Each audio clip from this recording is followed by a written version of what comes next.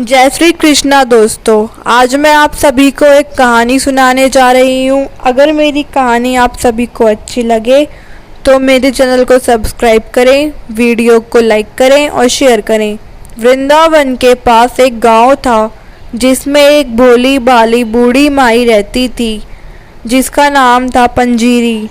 वो अकेले ही रहती थी क्योंकि उसका कोई अपना नहीं था।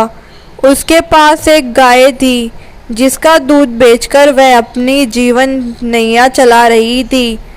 वो मदन मोहन जी की बहुत बड़ी भगत थी, पर वो पूजा पाठ, मंत्र जाप आदि कुछ नहीं जानती थी। वो तो बस प्रेम की पुजारन थी। दिन रात बस मदन मोहन जी को ही याद करती रहती थी। भगवान तो भाव के ही भूखे हैं। ठाकुर मदन मोहन जी भी उससे बहुत प्रसन्न रहते थे। वह उसे स्वप्न में दर्शन देते और कभी कुछ खाने को मांगते, कभी कुछ। पंजीरी उसी दिन ही वो सब बनाकर भेंट करती। प्रतिदिन पंजीरी मदन मोहन जी के मंदिर जाकर उनकी दूध से सेवा करती थी।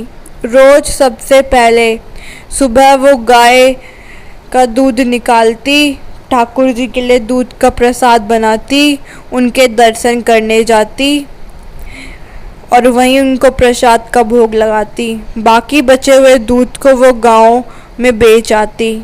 फिर लौटकर अपने प्रभु की आराधना में मस्त होकर बाकी समय अपनी कुटिया में बाल गोपाल के भजन कीर्तन और स्मरण करके बिताती।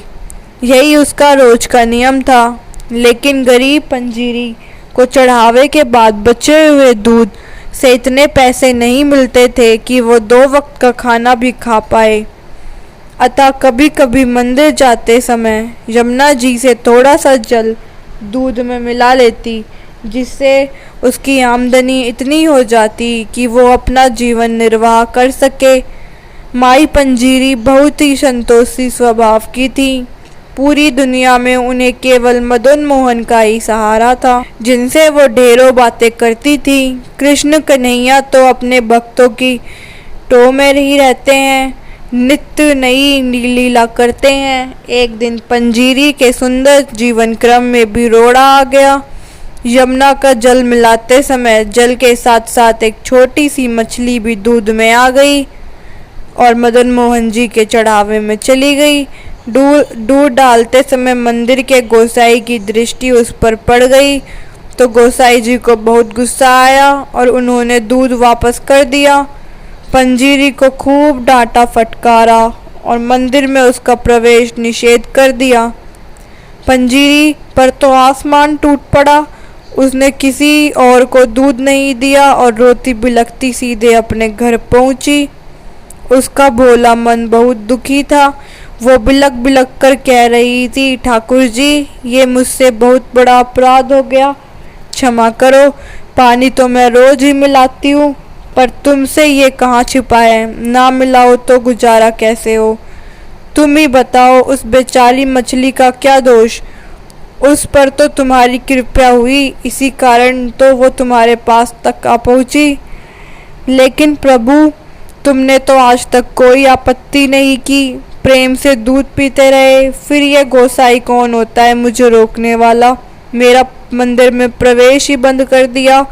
अब मैं तुम्हारे दर्शन कैसे कर पाऊंगी? पर मुझे ज़्यादा दुख इसलिए है कि तुम्हारे मंदिर के गोसाई ने मुझे इतनी खरी खोटी सुनाई और तुम कुछ नहीं बोले। तुम इतने निष्ठुर कैसे हो गए? तुम्हें तो सब कुछ पता है, फिर ये सब क्यों?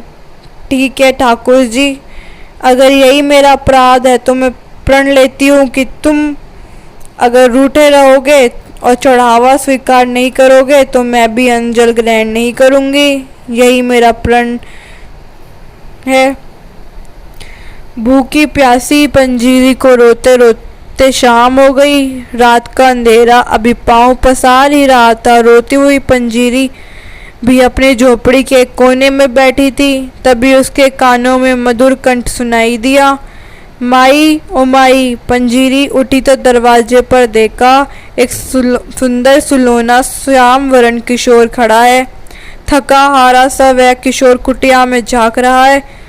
बेटा तुम कौन हो? मैया मैं ब्रजवासी हूँ, मदन मोहन के दर्शन करने आया हूँ। बड़ी देर से पैदल चलते चलते थक गया हूँ, बड़ी जोर से भूख लगी है, कुछ खाने को मिल जाए तो तुम्हारा बड़ा आभारी रहूँगा।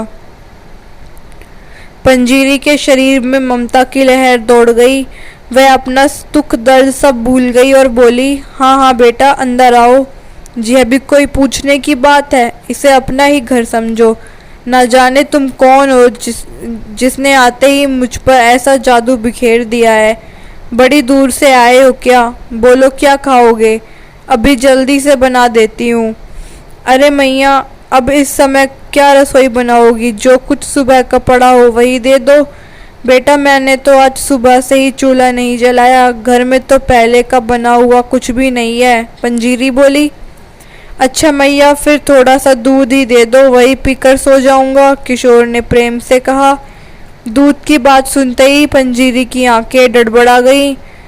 फिर अपने आप को संभालते हुए बोली, बेटा दूध तो है पर सवेरे का है, जरा ठहरो, अभी गैया को सहलाकर थोड़ा ताज़ा दूध दूह लेती हूँ।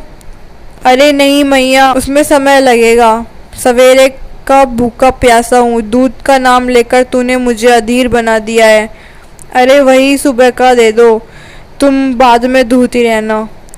वो डड़बड़ाई आंखों से बोली, थोड़ा पानी मिला हुआ है दूध है। अरे मैया तुम मुझे भूखा मारोगी क्या? जल्दी से दूध छान कर दे दो वरना मैं यही प्राण छोड़ दूंगा। पंजीरी को बड़ा आश्चर्य हुआ कि ये बालक कैसी बातें कर रहा है। दौड़ी दौड़ी गई, झटपट दूध दे दिया। दूध पीकर बालक का चेहरा खिल उठा और बोला, मैया कितना स्वादिष्ट दूध है। तू तो यूं ही ना जाने क्या क्या बहाने बना रही थी, अब तो मेरी आंखों में नींद भर आई है, अब मैं सोना चाहता हूँ। इतना कहकर वो सो गया। पंजीरी को फुर्सत हो गई तो दिन भर की थकान, दुख और अवसाद से उसे फिर घेर लिया। जाड़े के दिन थे, भूखे पेट उसकी आंखों में नींद कहाँ से आती। जाड़ा बढ़ने लगा तो अपनी ओढ़नी बालक को उड़ा दी। दूसरे पहर जो आंख लगी कि सपने में ठाकुर श्री मदन मोहन जी को सम्मुख खड़ा पाया। ठाकुर जी बोले, मैया मुझे भूखा मारोगी क्या? गोसाई की बात का बुरा मानकर रूठ गई, खुद पेट में अन्न का एक दाना तक न डाला और मुझे दूध पीने को कह रही है। मैंने तो आज तेरे घर आकर दूध पी लिया, अब तू भी अपना व्रत तोड़कर कुछ खा पी ले और देख, मैं रोज तेरे दिए दूध की प्रतीक्षा में व्याकुल रहता हूँ, मुझे उसी दूध से तृप्ति मिलती है। अपना नियम कभी मत तोड़ना, गोसाई भी अब तेरे को कुछ ना कहेंगे। दूध में पानी मिलाती हो तो क्या हुआ, इससे तो दूध जल्दी हजम हो जाता है। अब उठो और भोजन करो। पंजीरी हड़बड़ाकर उठी, देखा कि बालक तो कुटिया में कहीं नहीं था, सचमुच लाला ही कुटिया में पधारे थे। पंजीरी का रोम रोम हर्षोल्लास का सागर बन गया। झटपट 2 टिक्कड़ बनाए और मदन मोहन को भोग लगाकर आनंद पूर्वक खाने लगी। उसकी आंखों से प्रेम की अश्रुधारा बह रही थी। थोड़ी देर में सवेरा हो गया। पंजीरी ने देखा कि ठाकुर जी उसकी ओढ़नी ले गए हैं और अपना पीताम्बर कुटिया में ही छोड़ गए हैं। इधर मंदिर के पट खुलते ही गोसाई ने ठाकुर जी को देखा तो पाया कि प्रभु एक फटी पुरानी सी ओढ़नी ओढ़े आनंद के सागर में डूबे हैं।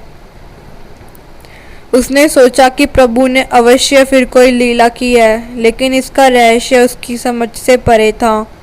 जब पंजीरी दूध और ठाकुर जी का पीताम्बर लेकर मंदिर के द्वार पर पहुंची और बोली, गोसाई जी देखो तो लाला को पीताम्बर मेरे घर छोड़ आए और अपनी फटी ओढ़नी ले आए। कल सवेरे आपने मुझे भगा दिया था, लेकिन भूखा प्यासा मेरा लाला दूध के लिए मेरी कुटिया पर आ गया। प्रभु की लीला का रहस्य खुल गया। गोसाई जी वही पंजीरी के सामने बैठ गए और भाव विभोर होकर बोले, भक्त और भगवान के बीच ये मैंने क्या कर डाला। भक्त बंधन को ठेस पहुंचाकर मैंने कितना बड़ा अपराध कर डाला। माई मुझे क्षमा कर दो, मुझे क्षमा करो। गोसाई जी, देख ली तुमने अपने लाला की चतुराई। अपना पीताम्बर मेरी कुटिया में जानबूझकर छोड़ दिया और मेरी फटी हुई ओढ़नी उठा लाए। भक्तों के सम्मान की रक्षा करना तो इनकी पुरानी आदत है। ठाकुर जी मंद मंद मुस्कुरा रहे थे, जैसे कह रहे हो, अरे मैया, तू क्या जाने कि तेरी प्रेम से भरी ओढ़नी ओढ़ने में जो सुख है वो पीताम्बर में कहाँ। उनका मोरपंख लहरा गया। तो दोस्तों, अगर आप सभी को मेरी कहानी अच्छी लगे तो मेरे चैनल को सब्सक्राइब करें, वीडियो को लाइक करें और शेयर करें। धन्यवाद।